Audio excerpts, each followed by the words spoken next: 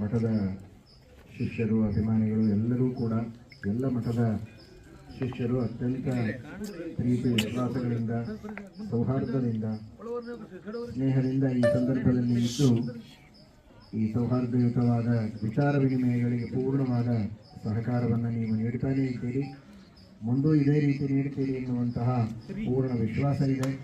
ಎಲ್ಲ ಶಿಷ್ಯರಲ್ಲಿ ಅಭಿಮಾನಿಗಳಲ್ಲಿ ಒಂದು ಶಾಂತಿ ಸಮಾಧಾನಗಳಿದ್ದಾಗ ಈ ವಿಚಾರ ವಿನಿಮಯಗಳು ಸಮಾಧಾನದಿಂದ ನಡೆಯುವುದಕ್ಕೆ ಸಾಧ್ಯ ಇದೆ.